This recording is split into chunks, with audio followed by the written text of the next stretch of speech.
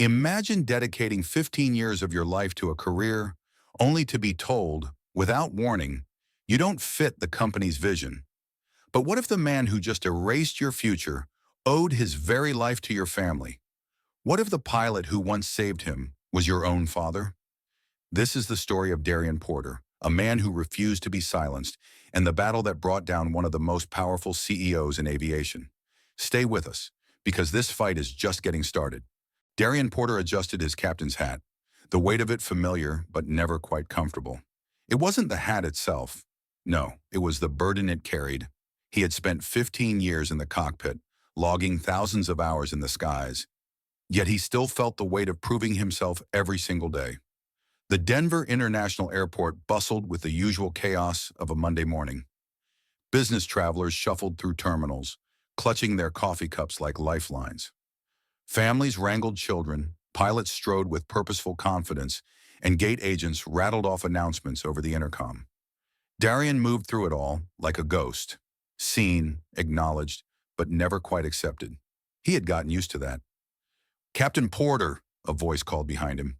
He turned to see Rebecca Lane, his co-pilot for today's flight to New York. She was already dressed in her Atlantic Sky Airways uniform, her blonde hair pulled back into a tight bun. Becca had been one of the few colleagues who treated him as an equal from day one. "Morning, Becca," he said, giving her a nod as they walked toward the crew lounge. "You look like you barely slept," she noted, sipping from a to-go coffee cup. "I could say the same about you," he countered, smirking. She rolled her eyes. "Touché. But seriously, you okay? There's been a lot of talk lately. Management's been tight-lipped about all these restructuring rumors." Darian exhaled sharply. He had heard them too. Whispers in the hallways, cautious conversations among pilots. The airline's new CEO, Grayson Whitmore, had made it clear that changes were coming. That in itself wasn't unusual. What worried Darian was the growing sense that certain types of employees, might be the first to go. "I'll believe it when I see it," he said, keeping his tone neutral. Becca gave him a sideways glance but didn't push. She knew him well enough to recognize when he wasn't ready to talk. Inside the crew lounge, flight attendants were gathered around a screen showing a live news broadcast. The topic? The very airline they worked for. Atlantic Sky Airways announces leadership transition and major restructuring plans, the reporter said. New CEO Grayson Whitmore states that the airline is looking to modernize its image and streamline its operations in the coming months. A few murmurs rippled through the room. "That doesn't sound promising," a flight attendant muttered. "Modernize its image?" Another repeated with a scoff. "What the hell does that mean?" Darian clenched his jaw but stayed silent. His father had always told him, sometimes silence is the strongest response. Charles Porter had been a pilot long before Darian, back in a time when seeing a black man in the cockpit was nearly unheard of. He had endured far worse than office politics. Even so, as Darian stood there watching the news, an unease settled in his chest. He didn't have time to dwell on it. "All right, folks," he said, clapping his hands together. "Flight 372 to JFK. Let's get to work." With that, he headed toward the gate, shoving his doubts aside. He had a plane to fly. Darian walked through the towering glass doors of the Atlantic Sky Airways headquarters the next morning, the Denver skyline stretching behind him.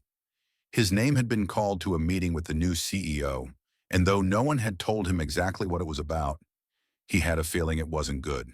The receptionist at the front desk gave him a tight-lipped smile as she gestured toward the executive floor. "They're expecting you, Captain Porter," she said.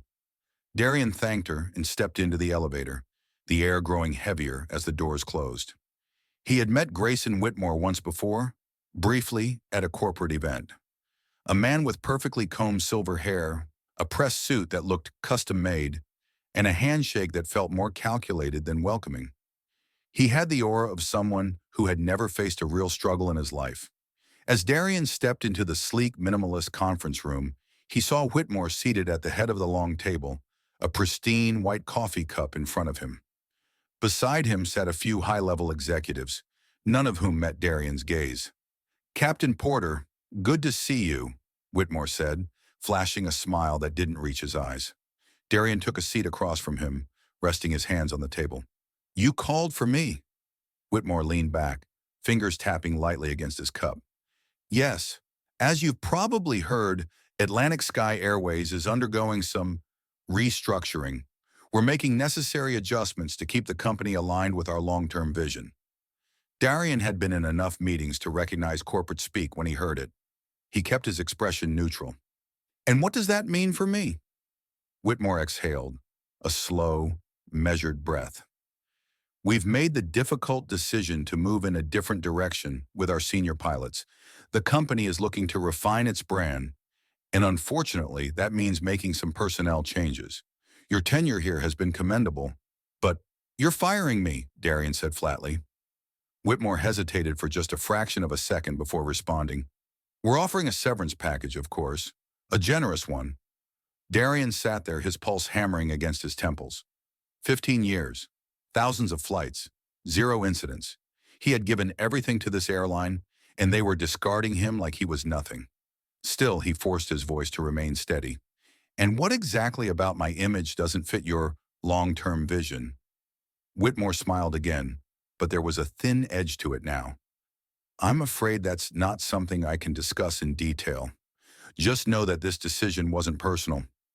Darian let out a dry, humorless laugh. Not personal?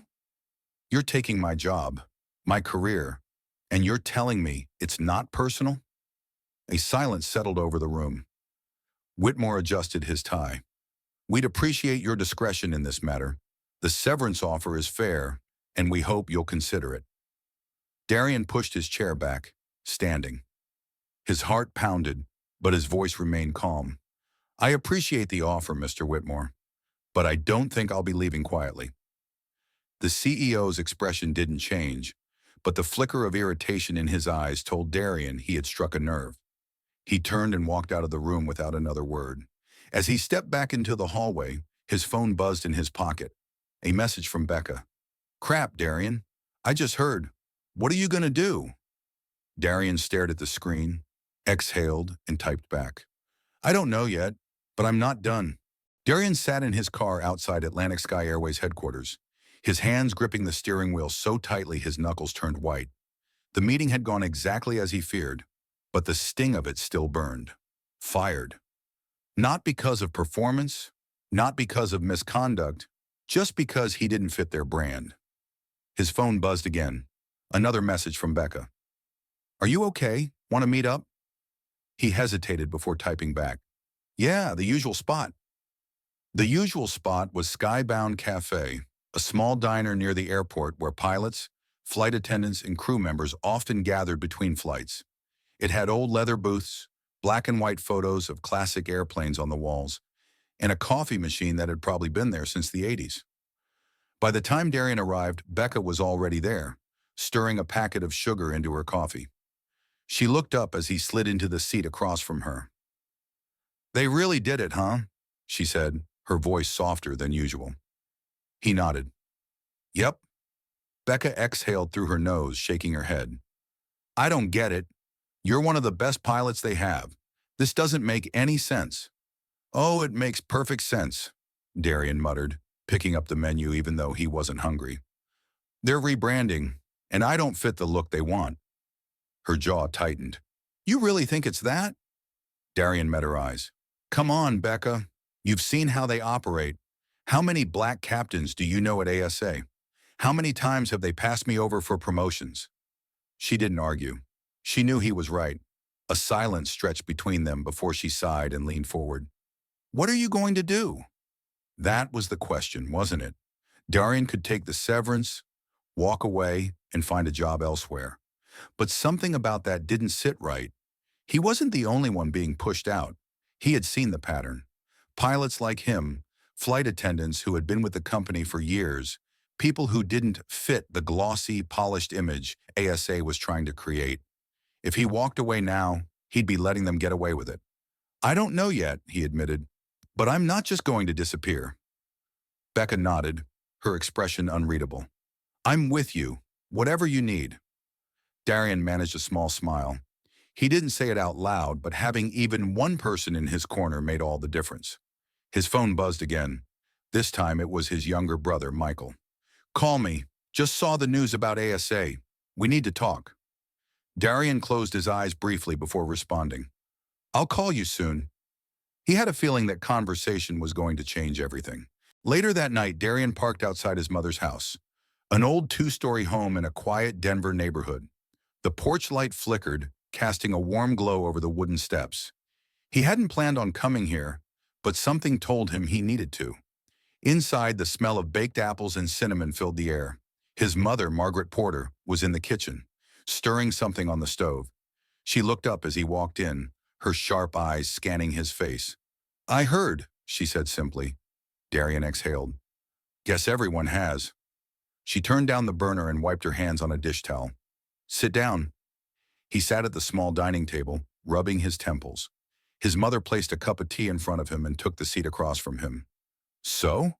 What are you going to do?" she asked. Darian let out a dry laugh. "You sound just like Becca." Margaret raised an eyebrow. "She's smart." He stared into his tea. "I don't know, Mom. I don't want to just move on like nothing happened, but I don't have a plan." She was quiet for a moment before she stood and walked to a small wooden cabinet in the corner of the room. She pulled out a folder, flipping through its contents before sliding a yellowed newspaper clipping onto the table. Darian frowned and picked it up. The headline read, "Pilot Saves Passengers from Near Disaster in 1991 Storm." His stomach tightened as he read further.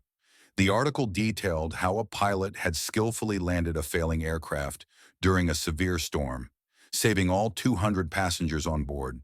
The pilot's name? Charles Porter, his father. Darian had heard the story before, but something about seeing it in print, right here, right now, felt different. "Why are you showing me this?" he asked. Margaret tapped the article. "Look at the names of the passengers he saved." Darian skimmed the text, his eyes stopping when he saw it. Among those on board was prominent businessman Robert Whitmore and his family, including his young son, Grayson. Darian's pulse pounded in his ears. He read the name again, making sure he wasn't imagining it. Grayson Whitmore. His father had saved the man who had just fired him. He looked up at his mother, who was watching him carefully. "Did Dad ever tell you about this?" "He never talked much about that night," she said.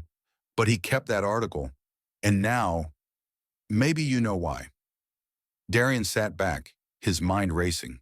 The man who had torn away his career, the man who had dismissed him like he was nothing, owed his very life to a black pilot, a pilot who never asked for anything in return. And now, 30 years later, his son was erasing everything Darian had worked for. Margaret's voice broke through his thoughts. "What are you going to do with that information?" Darian stared at the article, his jaw tightening. "I'm going to make sure he remembers." Darian sat in his car, gripping the edges of the old newspaper clipping. The yellowed paper trembled slightly in his hands, though he wasn't sure if it was because of the age of the article or the anger simmering inside him. The man who had erased his career, who had looked him in the eye and told him he didn't fit the company's vision, wouldn't even be alive if it weren't for his father. His mind reeled. Did Grayson know? Had he forgotten? Or worse, had he always known and still made the decision to discard him? The weight of it settled into his chest, heavier than he expected. His phone buzzed, dragging him out of his thoughts. Michael's name flashed across the screen. Darian hesitated, then answered. "Yeah." His brother's voice came through, sharp and unfiltered. "Tell me you're not just letting this go." Darian sighed. "You already know the answer to that." Michael let out a short laugh. "Good, because I started looking into it, and I'm telling you, ASA's cuts aren't just random." Darian sat up. "What do you mean?" "I mean, I got a list of some of the employees who were restructured, and guess what? Most of them look like you.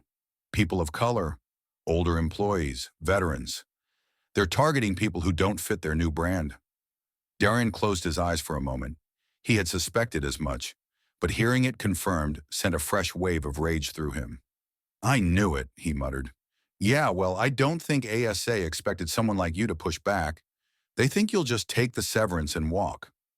Darian opened his glove compartment and slipped the newspaper clipping inside, his decision solidifying. "They're wrong." Michael exhaled. That's what I like to hear. So what's your move?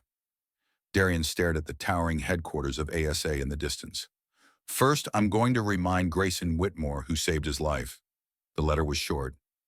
Grayson Whitmore, before you erase my career, I think you should remember who saved yours.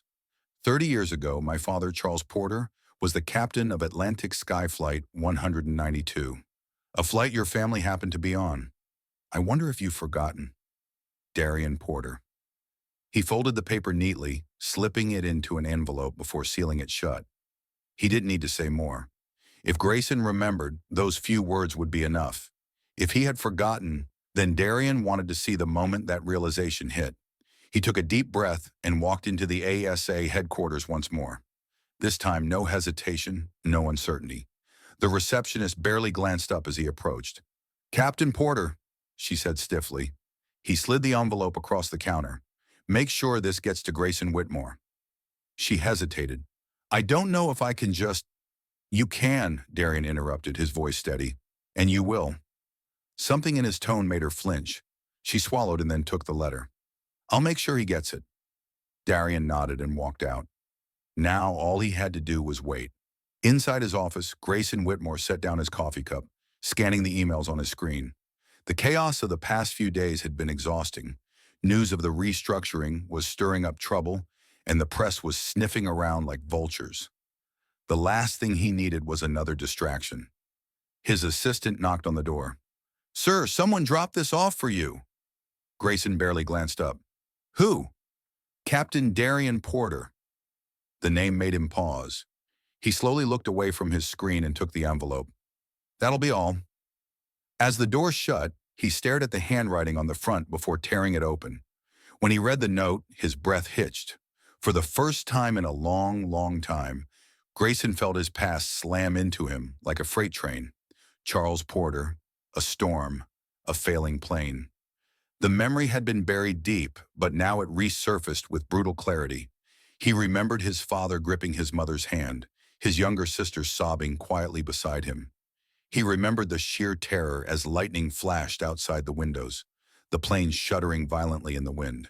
And he remembered the captain's voice over the intercom, calm, controlled, telling them they were going to be all right. Darian Porter's father had saved them, and now Grayson had just erased his son's career. His grip on the letter tightened, his pulse quickening. This was bad, very bad, and it was only the beginning. Grayson Whitmore leaned back in his leather office chair, staring at the letter as if the words might change if he looked at them long enough. But they didn't. The ink remained, black and unyielding, forcing him to confront something he had long since buried. Charles Porter. The name sent a chill through him. He closed his eyes, the past clawing its way forward. He could still hear his mother's frantic, whispering prayers, feel his father's tense grip on his arm as the plane dipped violently in the storm. He had been just a child, maybe 6 or 7, but he remembered the terror of it all. Then, the voice over the speakers, strong, steady, Captain Charles Porter. Grayson had never thought about that night in years. He had spent his career curating an image of strength, control, and power. But the memory of being helpless, a terrified little boy on a failing plane, had no place in the world he had built for himself. And now the son of the man who had saved him was standing in front of him, demanding to be acknowledged. Grayson exhaled sharply and crumpled the letter in his fist. This wasn't a problem he could afford right now. His intercom buzzed. Sir, his assistant's voice came through. We have a situation. Grayson pinched the bridge of his nose. What now? There's a reporter requesting a statement regarding the restructuring, and Darian Porter has been seen speaking with other former employees. Grayson's jaw tightened. The last thing he needed was a disgruntled pilot stirring up trouble. Handle the reporter, he said flatly, and keep an eye on Porter. Darian Porter sat across from his brother Michael at a small diner outside of Denver, tapping his fingers restlessly against the table. Michael had insisted they meet in person, saying what he had found was too important to discuss over the phone. Michael slid a folder across the table. I pulled some numbers. ASA isn't just restructuring. They're systematically weeding out employees based on race, age, and tenure. Darian flipped through the pages, his stomach twisting as he read. It was worse than he thought. Pilots, flight attendants, maintenance workers, anyone who didn't fit ASA's new, modernized look was being forced out. "This is illegal," Darian muttered, shaking his head. "There are labor laws against this kind of discrimination." Michael smirked. "Yeah? And who's going to enforce them? ASA has money, lawyers, and a PR machine that can spin anything. You don't take down a company like this by playing fair." Darian let out a long breath. He wasn't naive. He knew the system wasn't built for people like him to win. But he also knew one thing for certain. "I'm not walking away from this," he said, his voice steady. Michael grinned. "I was hoping you'd say that." Darian's phone buzzed, a message from an unknown number. "We need to talk. I have information that can help you. Meet me at Skybound Cafe. Come alone." Darian looked up at Michael, who raised an eyebrow. "This could be a trap." Darian nodded slowly. "Or it could be exactly what we need." Either way, he wasn't about to back down now. The neon glow of Skybound Cafe flickered against the wet pavement as Darian pulled into the parking lot. The storm clouds that had been gathering all day had finally broken, leaving a steady drizzle in their wake. The rhythmic patter of rain against the windshield was oddly calming, an ironic contrast to the storm brewing inside him. He checked his phone one last time. No new messages. Whoever had reached out to him had only said to come alone. Sliding out of the car, he adjusted his jacket and strode toward the entrance. Inside, the cafe was mostly empty except for a few stragglers nursing late-night coffees. The scent of burnt espresso and old leather filled the air. Darian spotted a man sitting in a dimly lit booth at the back, head low, stirring a cup of coffee that he didn't seem interested in drinking. The moment Darian approached, the man lifted his gaze, sharp, wary eyes beneath graying hair. "You came," the man muttered, motioning for Darian to sit. Darian slid into the booth, resting his hands on the table. "You got information for me?" The man exhaled, rubbing a hand down his face. "Name's Paul Hendricks. I worked in ASA's corporate office. Used to be in compliance, until they pushed me out." Darian narrowed his eyes. "Pushed you out?" Paul let out a humorless chuckle. "That's the polite way of saying, fired me because I asked too many questions." Darian studied him, trying to gauge whether this was some kind of setup. "What kind of questions?" Paul reached into his coat, pulling out a flash drive. He placed it between them and tapped it with his finger. "Questions about why Whitmore's been meeting privately with certain board members. Why a disproportionate number of senior black employees were being let go, while others with worse records were staying.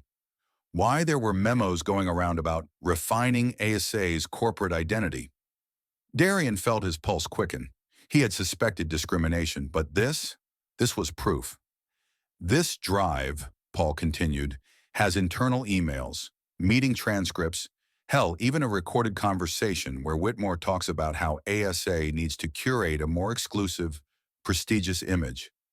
Darian picked up the flash drive, rolling it between his fingers. "Why are you giving me this?" Paul exhaled. "Because I spent 20 years working for that company, thinking it stood for something. I believed in it, and then I watched them throw people out like yesterday's trash because they didn't fit the brand." His voice tightened. "I got a mortgage, a family. I can't afford to go public with this. But you've already been burned. You got nothing left to lose." Darian clenched his jaw. He didn't want to admit it, but Paul was right. The question now was, what was he going to do with this? The next morning, Darian sat in his apartment, staring at the flash drive plugged into his laptop. The files were all there, hundreds of internal emails, company reports, even a voice recording of Whitmore speaking in a closed-door meeting. "We're not just selling flights, we're selling an experience, a lifestyle. And for that, we need people who reflect that image. We need refinement, prestige. We can't afford to look like a discount airline catering to everyone." Darian's stomach twisted. The words were veiled, careful, but the intent, crystal clear. He picked up his phone and dialed. Michael answered on the first ring. "Tell me you got something." Darian inhaled. "I got more than something. I got proof." A pause, then Michael's voice, sharp and charged with energy. "Then let's burn this whole thing down." An hour later, they met in a quiet corner of a coffee shop, laptops open, the weight of what they were about to do hanging between them. This isn't just about you anymore, Michael said, scrolling through the documents. If we go public with this, ASA is going to be under federal investigation. Darian nodded. Good. Michael gave him a hard look. Are you ready for what comes next? Because once we do this, there's no going back. Darian thought about his father, about the years he had spent proving himself, about every quiet insult, every passed-over promotion, every moment he had swallowed his pride to stay in the game. He met his brother's gaze. I was never meant to go back. Michael grinned. That's what I wanted to hear. With a few clicks, the files were uploaded, and just like that, the fire was lit. ASA was about to burn. Darian sat in his car outside the coffee shop, gripping his phone like it was the only solid thing in his world. The documents were out now. The emails, the memos, the damning recording of Whitmore's voice. It was all online, circulating through the hands of journalists, labor rights advocates, and industry watchdogs. Michael had been the one to push the final button, sending the files to multiple news outlets at once. Now there was no taking it back. A news alert popped up on his screen. Breaking: Atlantic Sky Airways, accused of discriminatory practices, internal memos leak. Darian's stomach twisted, but not with regret. This was what had to happen. His phone buzzed. Becca. He exhaled before answering. Darian, she said, her voice low, urgent. Do you have any idea what you just did? He rubbed a hand down his face. Yeah, I do. There was a pause, then softer. Good. He blinked. You're not mad? Oh, I'm mad, she said. But there was a sharpness to her tone that wasn't directed at him. I'm mad that it had to come to this, that ASA thought they could get away with it. But mostly, I'm just glad someone finally said something. Darian leaned back against the seat, letting her words settle in. You okay? She asked. I don't know, he admitted. Feels like waiting for a storm to hit. Becca exhaled. It's already here. Darian woke up to a flood of notifications on his phone. News articles, tweets, emails, all of them echoing the same thing. The ASA scandal had exploded overnight. Michael's voice rang in his head from their last conversation. Once we do this, there's no going back. He scrolled through his messages. Becca had sent him a link to a live broadcast. He clicked on it. The screen cut to a news anchor sitting across from Grayson Whitmore, who looked composed but visibly irritated. The headline at the bottom of the screen read, ASA CEO responds to allegations. We stand by our vision. Darian's stomach clenched as Whitmore spoke. These accusations are baseless, the CEO said smoothly, adjusting his suit jacket. Atlantic Sky Airways has always prioritized excellence, and these so-called leaks are nothing more than a coordinated attack from disgruntled former employees who are trying to stir controversy. The anchor leaned in. So you deny the authenticity of the leaked memos? Whitmore didn't even flinch. We are investigating the source of these documents, but what I can say is that they have been taken completely out of context. Our goal at ASA has always been to provide a world-class experience for our passengers. Any decisions made were strictly business-related. Darian's fist clenched. Business-related, a carefully crafted way to sidestep responsibility. But then, the anchor continued. What do you say to the fact that one of your former pilots, Darian Porter, is the son of Charles Porter, the man who, decades ago, saved your family's lives during the 1991 storm incident? For the first time, Whitmore hesitated. Darian's heart pounded. Whitmore's jaw tightened, but he forced a tight smile. That's a tragic irony. And while I have the utmost respect for Captain Charles Porter, I can assure you that personal history played no role in our company's restructuring decisions. Darian exhaled slowly, gripping his phone. Whitmore wasn't going to acknowledge it. He wasn't going to admit what he had done. Fine. If he wanted a war, Darian would give him one. Michael burst through Darian's apartment door without knocking. Tell me you saw that interview. Darian tossed his phone onto the table. Yeah, I saw it. Michael grinned. Good, because I think it's time we make our next move. Darian raised an eyebrow. What do you have in mind? Michael pulled a laptop from his bag, flipping it open. I got a call from a journalist at the New York Times. They want to do a full expose, Not just about ASA, but about the entire culture of discrimination in the airline industry. Darian frowned. This isn't just about ASA anymore. Michael leaned in. Exactly. This is bigger than one airline. If we do this right, we're not just exposing one corrupt CEO, we're changing the whole damn system. Darian stared at the screen. The weight of it settled over him. His father's legacy, his career, the truth that so many people had been forced to swallow. He nodded. Let's do it. Michael grinned. Now you're thinking like a revolutionary. Darian exhaled, steadying himself. He wasn't trying to be a revolutionary. He just wanted justice. And he wasn't going to stop until he got it. The pressure had reached its breaking point. Grayson Whitmore sat in the dimly lit boardroom of ASA headquarters, his fingers drumming against the polished mahogany table. Across from him, members of the airline's board of directors sat in silence, their expressions grim. The room was thick with unspoken tension. Finally, David Reynolds, one of ASA's senior board members, cleared his throat. Grayson, this has become untenable. Grayson forced a tight smile. I don't think we should be making decisions based on media hysteria. Reynolds narrowed his eyes. Media hysteria? He gestured toward a stack of printed headlines in front of him. Leaked documents expose systemic discrimination at ASA. Former employees speak out against CEO's practices. Darian Porter, the man taking on the airline industry.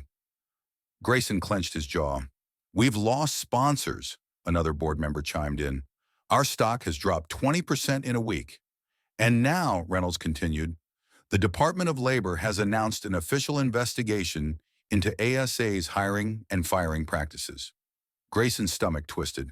An official investigation? If that happened, if federal regulators dug into everything, his career, his empire, would be over. Reynolds sighed. Grayson, we've known each other a long time, but this company cannot afford to sink with you. Whitmore's hands curled into fists beneath the table. He had built this airline. He had taken ASA to the top. He wasn't going to let it end like this.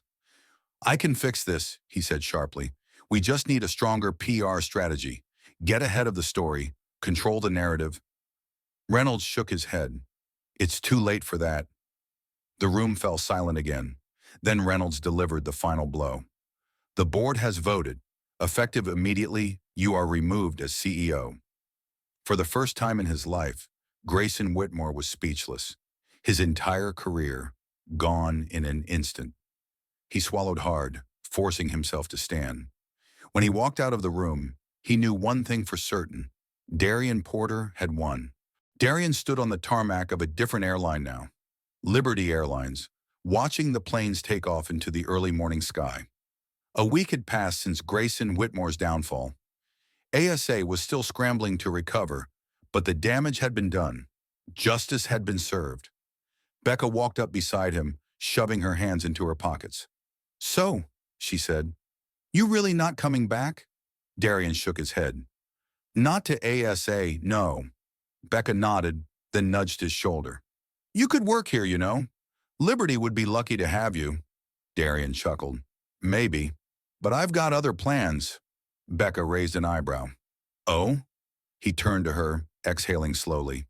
I want to start something. A program. A foundation. Something to help pilots, especially people like me, get into this industry without having to fight tooth and nail just to be seen. Becca smiled. That sounds like exactly what the world needs. Darian looked back at the sky. His father had always told him the sky belonged to everyone. It was time to make sure that was true. He had won his battle. Now it was time to change the whole damn system. And he was just getting started. Darian Porter's story isn't just about one man taking on a corrupt CEO. It's about something bigger. It's about the fight for justice in a world that too often tries to erase those who don't fit the mold. It's about knowing your worth and refusing to stay silent when the system is designed to push you out. But here's the question. How many others are still out there, fighting the same battle without a voice? Drop a comment below. Have you ever faced injustice in your workplace? Let's talk about it. And if you want more stories like this, don't forget to subscribe. Because trust me, this is just the beginning.